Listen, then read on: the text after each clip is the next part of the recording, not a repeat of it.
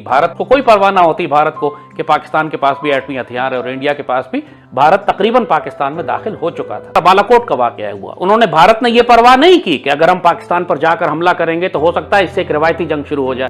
यह तस्वुर आपने लद्दाख में देखा कि चीन और भारत दोनों एटमी ताकत है, उसके बावजूद भारत ने परवाह नहीं की कि एटमी जंग छिड़ जाएगी। भारत यही करना चाहता था। यह गुरिल्ला जंग उसने तकरीबन 20 साल से जारी रखी हुई है और अभी तक पाकिस्तान आर्मी या पाकिस्तान की रियासत या पाकिस्तान की कौम इस जंग का तोड़ नहीं निकाल सकी, क्योंकि हमारे पास अफगान पॉलिसी नहीं है कोई कि प्रैक्टिकली 2-4 घंटे के अंदर ही भारतीय फौजें अगर पाकिस्तान में दाखिल हो गई तो वो लाहौर और सियालकोट में दाखिल हो सकती हैं। भारत एक खौफनाक हद तक रिवायती जंग की तैयारी कर रहा है। Aircraft carrier, nuclear submarine, Rafale aircraft.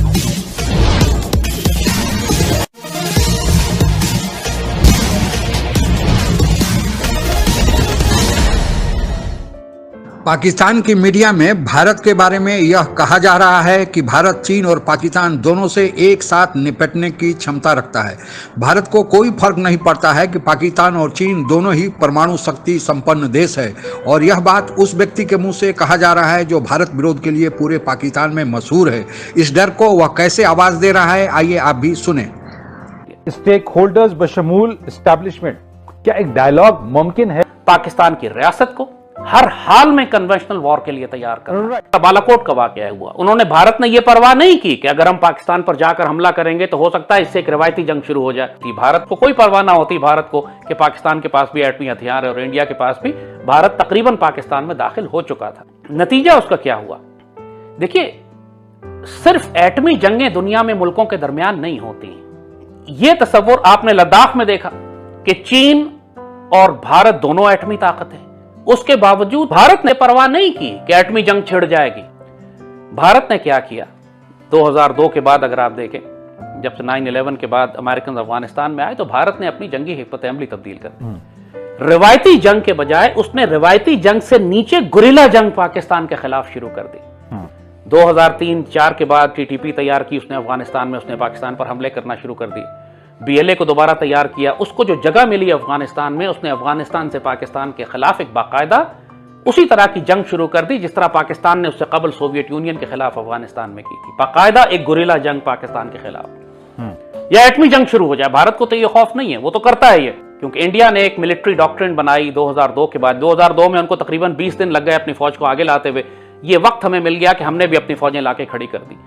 इसका इलाज भारत ने यह निकाला, उन्होंने कहा कि अब हम अपना सारा मिलिट्री स्टोर जो है, अपना फ्यूल, एमुनिशन, अपना वेपन्स, अपना इक्विपमेंट, अपना तोपखाना, टैंक, सब सरहद के साथ रखेंगे लाके, ताकि पाकिस्तान के अंदर दाखिल होने के लिए हमें ज्यादा वक्त न लगे। इसको उन्होंने नई डॉक्ट्रिन बनाई, नाम दिया इंडियन कोल्ड स्टार्ट। आपने नाम सुना होगा जनरल राहील का मशहूर जुमला, कोल्ड स्टार्ट हो या हॉट स्टार्ट, हम तैयार हैं। वो जनरल राहील ने जिस कोल्ड स्टार्ट की तरफ रेफरेंस हवाला दिया था वो यही इंडियन डॉक्ट्रिन है कि पाकिस्तान की सरहदों के पास आज भी तमाम भारतीय फौजें पाकिस्तान की सरहदों के इतना नजदीक हैं और उस तमाम असला और एमुनिशन उनके पास मौजूद है कि किसी भी लम्हे वो पाकिस्तान में दाखिल हो सकते हैं। 6 घंटे के नोटिस पे पाकिस्तान को तैयारी का मौका भी नहीं देंगे वो। कि इस वक्त इंडिया के जो इंडिपेंडेंट बैटल ग्रुप्स हैं, जो उनकी कोल्ड स्टार्ट डॉक्ट्रिन है, और पाकिस्तान के जो शहर हैं वो भारतीय सरहद के इतना नजदीक पहुंच चुके हैं कि प्रैक्टिकली 2-4 घंटे के अंदर ही भारतीय फौजें अगर पाकिस्तान में दाखिल हो गई तो वो लाहौर और सियालकोट में दाखिल हो सकती हैं। और अगर भारतीय फौजें उनके इंडिपेंडेंट बैटल ग्रुप पाकिस्तानी शहरों में दाखिल हो गए, फिर आप गजनवी मिसाइल किधर फायर करेंगे? क्योंकि इंडिया को भी मालूम है कि आपकी मिलिट्री डॉक्ट्रिन क्या है। आपने कन्वेंशनल वॉर पे रिलाय करने के बजाय टैक्टिकल न्यूक्लियर वेपन्स पे रिलाय किया हुआ है। उन पर आप भरोसा कर रहे हैं कि इंडिपेंडेंट बैटल ग्रुप्स को वो रोकेगा। और इंडिया इसी को, जैसे कहा कि एटमी ताकत से बचने के लिए, कन्वेंशनल वॉर से बचने के लिए इंडिया सब कन्वेंशनल चला गया। उसने एक गैर रिवायती जंग आपके खिलाफ शुरू कर दी, मशरकी पाकिस्तान में भी और TTP के जरिए भी। आप एक सिपाही मरवाए बगैर आपके 12,000 सिपाही शहीद करवा दिए, अफसर जवान 1 लाख पाकिस्तानी शहीद करवा दिए। तो जब आप एक डॉक्ट्रिन बनाते हैं तो दुश्मन उसको काउंटर करने के लिए काउंटर डॉक्ट्रिन भी बनाता है। अगर लाहौर में दाखिल हो गया भारत, या सियालकोट में दाखिल हो गया, या आजाद कश्मीर में दाखिल हो गया, या गिलगित बल्तिस्तान में दाखिल हो गया, फिर हम क्या करेंगे? अब यहां पर जिसे कहते हैं पाकिस्तानी रियासत खामोश है। तो यही वजह है कि इस वक्त मैं अलार्म रेज कर रहा हूं। मैं पाकिस्तान की रियासत के तमाम इदारों से, मुसल्लह अफवाज से भी, पाकिस्तान की हुकूमत से भी, पाकिस्तान की थिंक टैंक्स से भी, मीडिया से भी, पॉलिसी मेकर्स से भी एक बात मैं कह रहा हूं कि इस पर डिबेट करें। ये एक पाकिस्तान की रियासत की पॉलिसी फेलियर है, हमारा एक गलती है, एक इज्तिमाई गलती है हमारी, एक कलेक्टिव फेलियर है कि हमने अभी तक अपनी कौम और अपनी रियासत को एक कन्वेंशनल वॉर के लिए तैयार नहीं किया हुआ। भारत एक खौफनाक हद तक रिवायती जंग की तैयारी कर रहा है, aircraft carrier, nuclear submarine, Rafale aircraft, missile, radar, satellites, पूरी दुनिया से वो कई $100 अरब की खरीदारी अगले चंद सालों में करना चाहता है और मजीद शॉर्ट टर्म में सिर्फ इस साल के लिए 20, 30, $40 अरब के वेपन्स और इक्विपमेंट वो खरीद रहा है। ये सिर्फ एटमी जंग के लिए नहीं खरीद रहा, वो एक कन्वेंशनल वॉर के लिए ले रहा है। वो ये इस किस्म की रिस्पॉन्स स्ट्रैटेजी बिल्ड करना चाहते हैं कि पाकिस्तान की रियासत इनकैपेसिटेट हो जाए कि ये एक स्ट्रेटेजिक वेपन्स लॉन्च करने का फैसला ही ना कर सके। रियासत को जिस तरह मशरकी पाकिस्तान में उन्होंने फौज को इतना फंसा दिया कि पाक फौज मजाहमत ही नहीं कर सकी भारत की, तमाम तर मजाहमत के बावजूद स्ट्रेटजी उन्होंने इस तरह की बनाई कि 8-9 महीने पूरी 8-9-10 हजार पाकिस्तानी फौजियों को उन्होंने पूरे मशरकी पाकिस्तान में बिखेर दिया कि जब भारत ने बाहर से हमला किया तो वो फौज उसको रोकने के काबिल नहीं थी। यही रिस्पॉन्स स्ट्रेटजी, यही अटैक स्ट्रेटजी अब इंडिया बिल्ड कर रहा है कि वो पाकिस्तान को न्यूक्लियर थ्रेशोल्ड तक जाने नहीं देगा, पाकिस्तान के शहरों में इतनी तबाही मचा देगा या दाखिल हो जाएगा तो फिर आप टैक्टिकल या स्ट्रेटेजिक न्यूक्लियर वेपन किसके खिलाफ इस्तेमाल करेंगे। और पूरा पाकिस्तान जानता है, हमें 1 लाख पाकिस्तानी शहीद हो चुके हैं। पाकिस्तान आर्मी के GHQ में पाकिस्तानी ऑफिसर्स यूनिफॉर्म पहन के नहीं जा सकते थे क्योंकि GHQ के गेट के ऊपर हमले हो रहे थे, दहशतगर्द छुपे हुए थे। Lieutenant general Mushtaq Baig GHQ के गेट पर शहीद हुए थे, उनकी गाड़ी। पाकिस्तान आर्मी के कम से कम 4-5 जनरल्स ऑपरेशंस में भी और अपने घरों में भी जुमे की नमाज पढ़ने गए मस्जिद में शहीद कर दिया। परेड लेन का वाकया है रावलपिंडी का। जंग यहां तक आ चुकी थी, इस तकरीबन पाकिस्तान शिकस्त खा चुका था और भारत का एक सिपाही नहीं मरा था। भारत ने जंग का नुक्ता नजर तरीका ही बदल दिया। उसने एटमी जंग या रिवायती जंग करने के बजाय गुरिल्ला जंग पर आ गया। गुरिल्ला जंग उसी तरह की जैसे मुक्तिबानी ने मशरकी पाकिस्तान में 8-9 महीने पहले बर्पा की और जब पाकिस्तान आर्मी पूरी तरह फंस गई, शिकस्त खुर्दा हो गई, उसके बाद ये फौजें लेके अंदर दाखिल हो गए। भारत यही करना चाहता था। ये गुरिल्ला जंग उसने तकरीबन 20 साल से जारी रखी हुई है और अभी तक पाकिस्तान आर्मी या पाकिस्तान की रियासत या पाकिस्तान की कौम इस जंग का तोड़ नहीं निकाल सकी, क्योंकि हमारे पास अफगान पॉलिसी नहीं है कोई।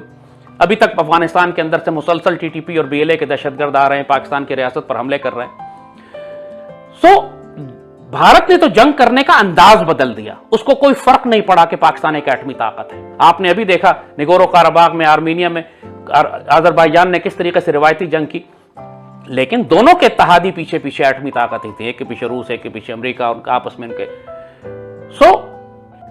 भारत ने 9/11 के बाद यह किया कि पाकिस्तान के खिलाफ एक गैर रिवायती जंग शुरू कर दी, मगर उस गैर रिवायती जंग की वजह से भारत ने अपनी जहनियत और हिकमत अमली नहीं तब्दील की। वो हर वक्त रिवायती जंग की तैयारी करता रहा है और आज भी कर रहा है।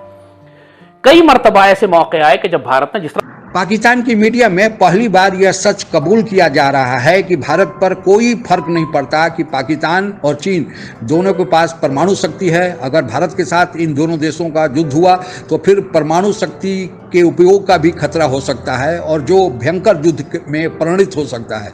यह बात सही भी है कि भारत ने जो पाकिस्तान में घुसकर सर्जिकल स्ट्राइक किया था और फिर चीन के साथ गलवान घाटी में पिछले साल जो हुआ था, इस बात का प्रमाण है कि भारत अपनी सीमाओं की हिफाजत करना जानता है। उसे कोई फर्क नहीं पड़ता है कि इन देशों के पास परमाणु शक्ति है या नहीं है। भारत के हितों के साथ अगर कोई देश खिलवाड़ करेगा तो भारत उसको उसी की भाषा में जवाब देना जानता है। भारत के इस बदले हुए तेवर के कारण दुश्मन देश पाकिस्तान और चीन तो परेशान हैं ही, हमारे देश के भीतर भी बैठे कुछ लोग परेशान दिखते हैं, जो यह कहते फिरते हैं कि मोदी जब से प्रधानमंत्री बने हैं भारत की सॉफ्ट इमेज को नुकसान पहुंचा है।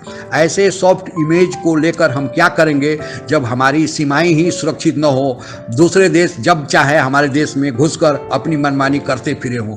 जहां तक भारत की रक्षा शक्ति का सवाल है, भारत अमेरिका, रूस और चीन के बाद चौथे नंबर पर आता है और यह मैं नहीं कह रहा, यह कहना है वर्ल्ड फायर पावर इंडेक्स 2021 के जारी किए गए रिपोर्ट का। इस रिपोर्ट में कहा गया है कि चीन के ठीक बाद भारत चौथे स्थान पर आता है। चीन के साथ जब हमारा पिछले साल गलवान घाटी में भिड़ंत हुआ था और हमारे जाबाज सैनिकों ने जो चीन का हश्र किया था, लेकिन उसके बावजूद भी भारत में बैठे कुछ बुद्धिजीवी लोग और वामपंथी विचारधारा के लोग जो चीन को ही अपना आका मानते हैं, उन लोगों ने यह कहना शुरू कर दिया था कि भारत और चीन का कोई मुकाबला ही नहीं, चीन बहुत ज़्यादा रक्षा शक्ति में भारत से मजबूत है। लेकिन भारत के सैनिकों ने जो कर दिखाया वह तो अपनी जगह है ही, साथ ही जो वर्ल्ड फायर पावर इंडेक्स 2021 ने रिपोर्ट प्रकाशित किया है वह कहा है कि भारत और चीन के बीच बहुत ज़्यादा फासला नहीं, 19 और 20 का फासला है, जबकि ये बुद्धिजीवी और वामपंथी कह रहे थे कि वह 20 और 25 का अंतर है भारत और चीन के बीच। जहाँ तक पाकिस्तान की बात है, पाकिस्तान इस फायर पावर इंडेक्स में 15वें स्थान पर है, इसलिए उसकी चर्चा करना बेमानी है। आज हमें अपने देश की सेनाओं पर गर्व है और हमारी सेनाएं हमारे देश की सीमाओं को सुरक्षा करना जानती है। आज भारत एक सक्षम देश है और सबल देश है। आज के लिए बस इतना ही। आप अगर हमसे जुड़ा रहना चाहते हैं तो कृपया मेरे चैनल को सब्सक्राइब करें तथा बेल आइकन भी दबा दें ताकि नई वीडियो की जानकारी तुरंत आप तक पहुंच जाए। धन्यवाद। जय हिंद।